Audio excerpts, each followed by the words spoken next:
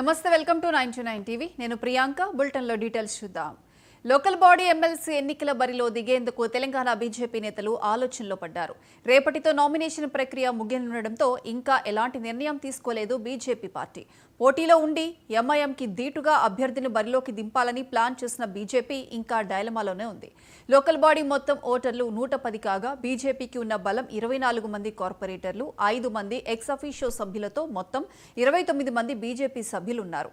అయినప్పటికీ ఇంకా రాష్ట్ర బీజేపీ ఎన్నికలకు సంబంధించి ఎలాంటి నిర్ణయం తీసుకోలేదని తెలుస్తోంది.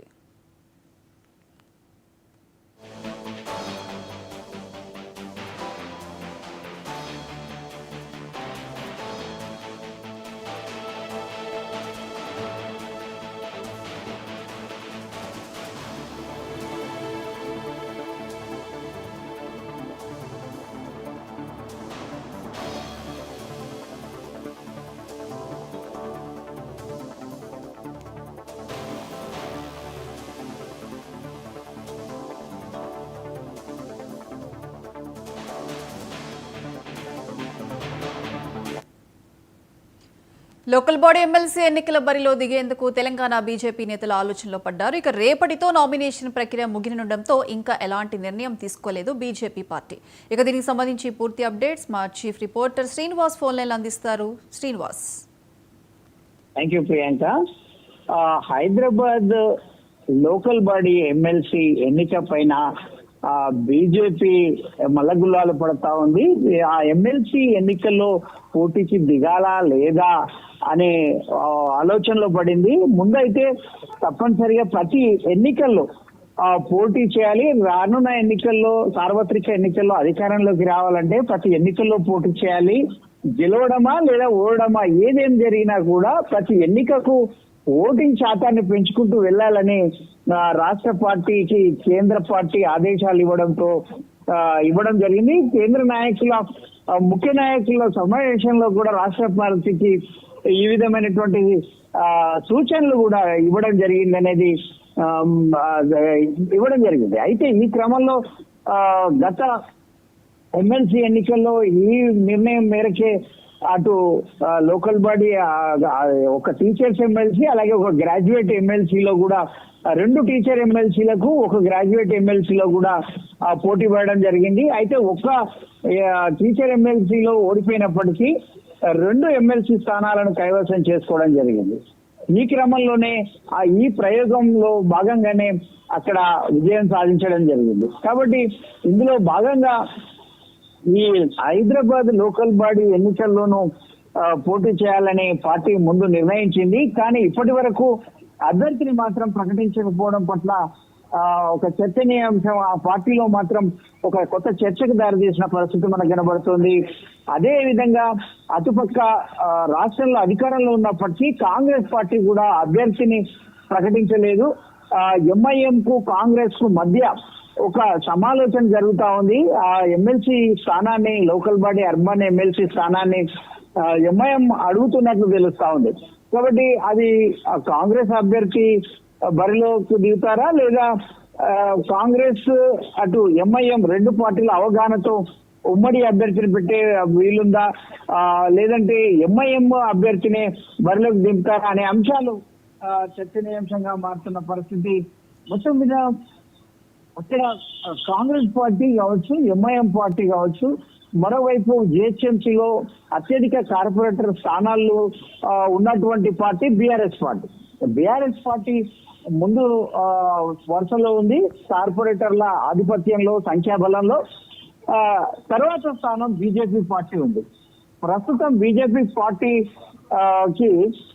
బీజేపీకి 24 మంది కార్పొరేటర్లు బలం ఉంది. 5 మంది ఎక్స్ అఫీషియో మెంబర్స్ ఓట్లు కూడా ఉన్నాయి. కాబట్టి బీజేపీకి ఉన్న ఓట్లు మొత్తం 29 ఓట్లు ఉండడం బలం ఉంది. ఇక్కడ ఈ బలం సరిపోతుందా, లేదంటే ఈ ఇందులో పోటీ చేసి గెలిచేందుకు ఎలాంటి వ్యూహాలు రచించాలి, ఎలాంటి ఎత్తుగడతో ముందుకు పోతే బాగుంటుందనేది రాష్ట్ర నాయకులు ఆలోచిస్తూ, రాష్ట్ర నాయకులు కేంద్ర నాయకులతో చర్చలు జరుపుతున్నట్టు తెలుస్తా ఉంది. రాష్ట్ర అధ్యక్షుడిగా ఉన్న కేంద్ర మంత్రి కిషన్ రెడ్డి ప్రస్తుతం పార్లమెంట్ సమావేశాలు జరుగుతున్నందువల్ల ఆయన ఢిల్లీలోనే ఉన్నారు. కాబట్టి ఈ అంశం పట్ల ఎవరిని నిర్ణయిస్తే బాగుంటుంది, ఎవరిని అభ్యర్థిగా నిలబెడితే బాగుంటుంది, ఈ అభ్యర్థి నిలబెట్టడంతోనే కాకుండా పార్టీలకు అతీతంగా మనకు ఓట్లు రాబట్టడానికి బలం కూడగట్టడానికి ఎలాంటి వ్యూహంతో ముందుకు పోవాలనే విషయం పట్ల ఇంకా మల్లగుల్లాలు కావడంతో ఇప్పటి వరకు అభ్యర్థిని ప్రకటించేందుకు జాప్యం అవుతున్నట్లు కూడా మనకు తెలుస్తా ఉంది. మరోవైపు కాంగ్రెస్, ఎంఐఎం పార్టీలు ఇటు బీఆర్ఎస్ మధ్యలో ఎట్లాంటి అవగాహన ఉంది అనే అంశం పట్ల కూడా ఒక దృష్టి పెట్టిన పరిస్థితి. ఇప్పటి వరకు కాంగ్రెస్ కానీ అటు ఎంఐఎం నుంచి కానీ అభ్యర్థి నిలబడకపోవడం దాన్ని కూడా అలా నిలబడకపోవడాన్ని కూడా బాగా బీజేపీ పార్టీ గమనిస్తా ఉంది ఈ అంశాన్ని. కాబట్టి వాళ్ళు అభ్యర్థిని ప్రకటిస్తే కనుక ఆ తర్వాత నిర్ణయం తీసుకోవాలనే ఆలోచనలో కూడా ఉన్నట్టు తెలుస్తుంది. మొత్తం మీద రేపు నామినేషన్లకు చివరి తేదీ, రేపు నామినేషన్లకు గడువు ముగియనుంది. రేపు 3 గంటల వరకు నామినేషన్లకు గడువు ఉంది. అయితే రేపు పొద్దున వరకే ఈ అభ్యర్థిని ప్రకటించాల్సిన పరిస్థితి ఏర్పడింది. ఈ రోజే ప్రకటిస్తారని కొన్ని వార్తలు వచ్చాయి. కానీ ఇప్పటి వరకు కూడా బీజేపీ ఎలాంటి నిర్ణయం తీసుకోలేదు. ఏదైతే ముందుగా నిర్ణయించుకున్న ప్రకారం ప్రతి ఎన్నికల్లో పోటీ చేయాలని ప్రయత్నంలో భాగంగా ఈసారి అర్బన్ హైదరాబాద్ లోకల్ బాడీలో కూడా మేము పోటీ చేస్తామని ప్రకటిస్తూ వచ్చింది. మొన్నటి వరకు వరుసగా ఆ విషయాన్ని ఆ నాయకులు చెప్తా వస్తున్నారు. అయినప్పటికీ కూడా ఇప్పటికీ అభ్యర్థి ప్రకటించకపోవడం పట్ల సర్వత్రా పార్టీలో ఒక చర్చకు దారితీసిన పరిస్థితి.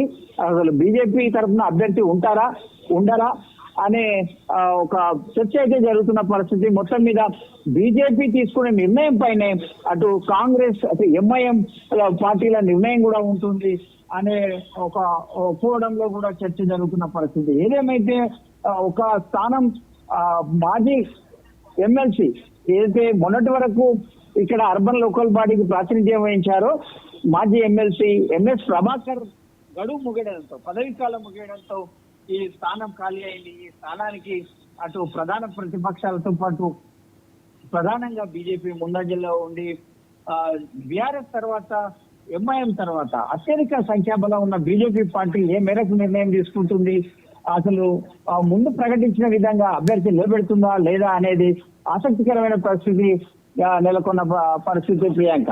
Right Srinivas, thank you.